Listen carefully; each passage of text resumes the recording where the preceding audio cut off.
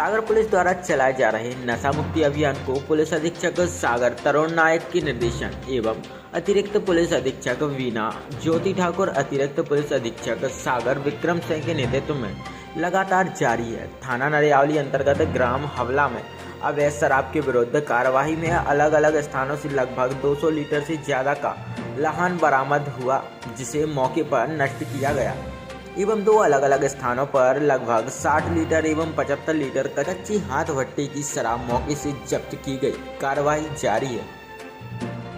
साथ ही पिछले 24 घंटे में जिले में कुल 87 अवैध शराब बिक्री के प्रकरण दर्ज कर कुल 614 लीटर शराब जब्त कर कार्रवाई की गई है। पुलिस अधीक्षक द्वारा सभी पुलिस अधिकारियों को निर्देशित किया गया है कि अवैध मादक पदार्थों के विक्रय, परिवहन एवं अवैध हाथों शराब पीकर वाहन चलाने वालों के विरुद्ध लगातार सख्त कार्रवाई जारी रखें। साथ ही यातायात एवं जिले के पुलिस अधिकारियों को निर्देशित किया है कि शराब पीकर वाहन चलाने वालों के विरुद्ध भी सख्त कार्रवाई की जाए।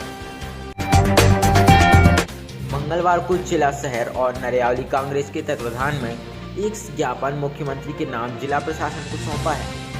इस दौरान पहलवान बाबा मंदिर के पास से बड़ी संख्या में कांग्रेस जन और सैकड़ों की संख्या में किसान रैली के रूप में कलेक्ट्रेट कार्यालय पहुंची, जहां मुख्यमंत्री के नाम एक ज्ञापन सौंपा गया। सौंपे गए ज्ञापन को लेकर पूर्व मंत्री सुरेंद्र चौधरी ने कहा कि बीते दिनों वर्चुअल कॉन्फ्रेंस के जरिए जब मुख्यमंत्री ने किसानों की फसल का सर्वे करने और मुआवजा राशि वितरित करने का पूछा गया तो कलेक्टर ने कहा कि सर्वे भी हो चुका है और किसानों को मुआवजा राशि भी वितरित हो चुकी है, जिसको लेकर किसान ठगा महसूस कर रहे हैं। साथ ही प्रदेश भर में सरकार मुख्यमंत्री आवास योजना के तहत मकानों का आवंटन कर रही है। वहीं दूसरी ओर कैंट क्षेत्र के रहवासियों को बेघर किया जा रहा है। इन्हीं सब समस्याओं को लेकर आज मुख्यमंत्री के नाम जिला प्रशासन को एक ज्ञापन सौंपा गया और यदि हमारी मांगों पर विचार नहीं किया गया तो उग्र आंदोलन किया जाएगा। होश में आओ, होश में आओ, होश में आओ। राजधानी तानाशाही नहीं चलेगी, नहीं चलेगी। राजधानी तानाशाही आए हुए थे। आज जिस तरीके से शिवराज सिंह की सरकार द्वारा किसानों के साथ धोखा हुआ है, उस धोखेबाजी के खिलाफ आज कांग्रेस पार्टी मैदान में आई है। आपको ज्ञात होगा कि 12 तारीख को माननीय मुख्यमंत्री शिवराज सिंह चौहान ने 4 तारीख को माननीय शिवराज सिंह चौहान ने हमारे कलेक्ट्रेट में वर्चुअल मीटिंग के दौरान, जहां हमारे क्षेत्रीय विधायक प्रदीप लारिया, कलेक्टर महोदय और मंत्री महोदय बैठे थे, उनसे पूछा कि आपके क्षेत्र के सारे किसानों को सर्वे हो गया और फसल की राशि वितरित हो गई है।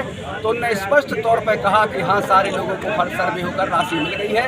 ये कलेक्टर की खुद की फेसबुक पर लाइव हुआ था ये कार्यक्रम, जिसमें सारे किसानों ने देखा और जब किसानों के खातों में पैसा नहीं आए तो वो ठगा सा महसूस कर रहे थे। इसलिए आज सारे किसान जिनके साथ धोखा हुआ है वह आज कलेक्ट्रेट में राज्य के मुख्यमंत्री और पुलिस प्रशासन को चेताने आए हैं तथा मांग करते हैं कि उनके खातों में अतिशीघ्र राशि डाली जाए।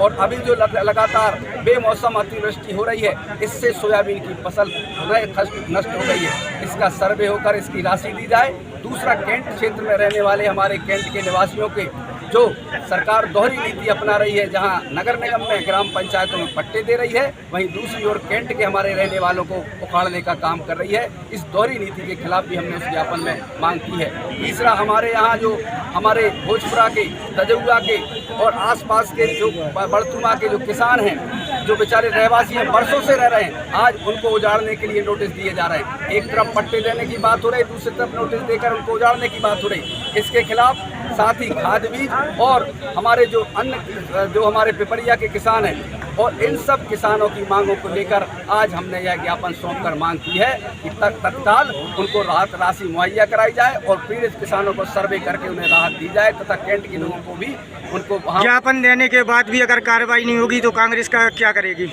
अगर इस सरकार ने अपनी वादा खिलाफी की और वादा नहीं निभाया तो हम ईंट से ईंट इस सरकार की बजा देंगे। अभी हमारा ये संकेतक धरना है, अब हम उग्र आंदोलन पर उतरने के लिए बात करेंगे। सागर जिले की जैसीनगर थाना पुलिस ने एक नाबालिग लड़की को दस्तयाब कर आरोपी को गिरफ्तार किया है। मामले में नाबालिग किशोरी का रिश्ते में लगने वाला मामा ही किशोरी को वहला फुसलाकर भगा ले गया था, जिसने नाबालिग के साथ गलत काम कर मामा भांजी के पवित्र रिश्ते को भी तार तार कर दिया। थाना प्रभारी राकेश शर्मा ने जानकारी देते हुए बताया कि जयसिंहनगर थाना क्षेत्र के एक गांव के फरियादी ने 23 जुलाई को थाने में आकर रिपोर्ट दर्ज कराई थी।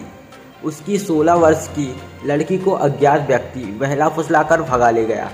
पुलिस ने फरियादी की रिपोर्ट पर मामला दर्ज कर मामले को जांच में लिया।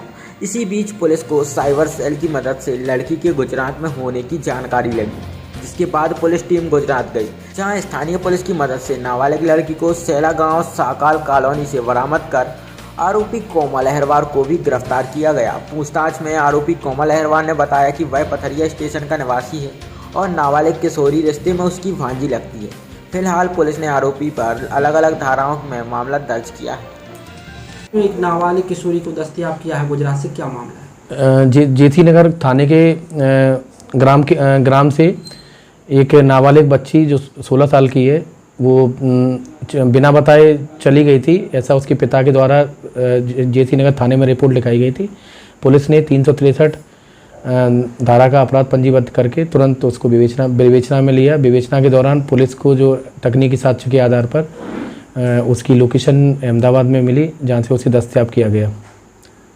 सर क्या का मामला दर्ज किया, किन किन धाराओं? उसमें लड़की के स्टेटमेंट कराए गए हैं, जिसके आधार पर उसमें 376 धारा का इजाफा किया गया है और पॉक्सो की 3/4 पॉक्सो एक्ट धारा का भी इजाफा किया है। सर ये ऐसी भी जानकारी लगी है रिश्तेदार लगते हैं दोनों? हाँ, ये जानकारी विवेचना के दौरान ही मिली है कि जो है वो रिश्ते में उसका मामा लगता था लड़की का, जो उसी के ये कार्यक्रम के दौरान जो है उनकी आपस में जान पहचान हुई। राहतगढ़ की शासकीय महाविद्यालय में पढ़ने वाले छात्र छात्राओं ने गंभीर आरोप लगाए हैं। असल में कॉलेज में कई अनियमितताओं को लेकर अखिल भारतीय विद्यार्थी परिषद के तत्वाधान में आज छात्र छात्राओं ने एक ज्ञापन महाराजा छत्रसाल विश्वविद्यालय के कुलपति के नाम शासकीय महाविद्यालय प्रबंधक को सौंपा है। ज्ञापन के माध्यम से छात्र छात्राओं ने बताया कि महाविद्यालय में संचालित बीए, बीएससी, बीकॉम प्रथम वर्ष मार्च 2022 के परिणाम काफ़ी अच्छे नहीं आए, जिनकी पुनः काफ़ी जांच कराई जाए। महाविद्यालय परिसर में लगे हुए सीसीटीवी कैमरे पूर्ण सुरक्षा की दृष्टि से लगवाए जाएं, जिससे किसी भी घटनाक्रम की पारदर्शिता बनी रहे। महाविद्यालय में विषयवार कक्षाएं संचालित न होने के कारण छात्र छात्राओं के भविष्य के साथ खिलवाड़ किया जा रहा है। महाविद्यालय में अध्ययनरत सभी छात्र छात्राओं के आईडी कार्ड यूनिफॉर्म पहनकर आ रहे हैं। छात्र छात्राओं की जांच कर प्रवेश दिया जाए, क्योंकि कुछ असामाजिक तत्व बिना किसी भी कारण के महाविद्यालय में प्रवेश करते हैं। शासन के द्वारा संचालित योजनाओं के लाभ से छात्र छात्रा वंचित हो रहे हैं, जैसे आवासीय भत्ता, छात्रवृत्ति, पाठ्य पुस्तक का लाभ सभी छात्र छात्राओं को सुविधापूर्वक दिलाया जाए। इस दौरान छात्र छात्राओं ने गंभीर आरोप लगाते हुए कहा कि सही तरीके से पेपर करने के बाद भी कई छात्र छात्राओं को सप्लीमेंट्री दी गई है और कुछ पेपरों में फेल करने की धमकी भी दी गई थी। कॉलेज में पढ़ाई भी ढंग से नहीं कराई जाती है। छात्र छात्राओं का कहना है कि परीक्षा परिणाम सही नहीं दिया गया, इसलिए परीक्षा परिणाम डबल से घोषित किया जाए।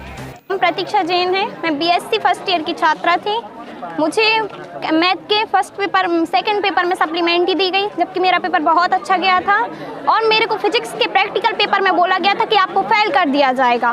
किसने बोला था ये हमसे जो प्रैक्टिकल देने मैम आई थी उनने बोला था, और 4 मैम इस कॉलेज की और थी, सबने यही बोला कि तुम्हें फेल कर दिया जाएगा। और बात इतनी थी कि उनने हमसे फिजिक्स में पूछा कि आप पे क्या बनता है, तो हमने उनसे बोल दिया हमसे कुछ नहीं बनेगा। तो उनने बोला अपना सामान लो, बाहर निकल जाओ। तो मैम कहती है तुम बहुत बदतमीज लड़की हो, तुम्हें फेल कर दिया जाएगा। और क्या समस्या आगे बताइए आपने? ना तो इस कॉलेज में पढ़ाई होती है, ना आज तक एक भी वो लगी है क्लासेस। बच्चे जब क्लास नहीं लगेगी तो बच्चा कहाँ से पढ़ेगा? बच्चा अपने मन से पढ़ता है, फिर भी फेल कर दिया जाता है उसको। पहले प्राचार्य से शिकायत की है क्या? हाँ, प्राचार्य से शिकायत की गई है इस संबंध में। पहले कुछ नहीं मिलता हमेशा, ना टीचर, पीसीएम वाले बच्चों के ना तो टीचर थे ना कुछ था, एक भी टीचर नहीं थे यहाँ पे। हम लोग को परीक्षा में 5 नंबर दिए गए सिर्फ, बस या तो 0 नंबर है या फिर 5 है, इससे ज़्यादा नहीं है। क्या कारण हुआ है इसका? परीक्षा परिणाम सर यूनिवर्सिटी से कवर किया गया है। यहाँ तुम लोग एग्जाम कैसे, पेपर कैसे रहे यहाँ पर? क्या सर? यहाँ पर एग्जाम पेपर कैसे रहे तुम्हारे?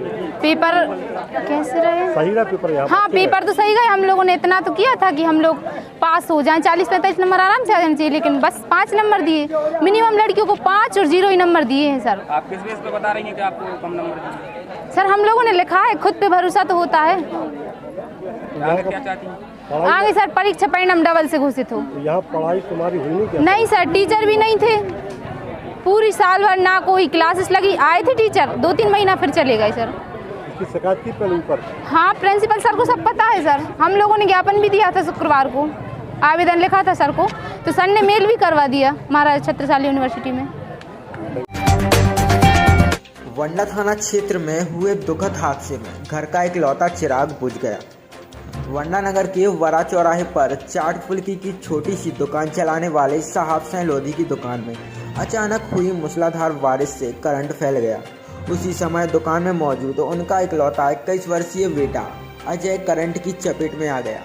तत्काल अजय को वंडा अस्पताल ले जाया गया, जहां पर डॉक्टर ने उसे मृत घोषित कर दिया। बताया गया है कि अजय साहब सह का इकलौता बेटा था, जिसकी कुछ माह पहले ही भड़ली नवमी पर शादी हुई थी। अचानक हुई इस दुखद घटना से सबको झकझोर दिया है।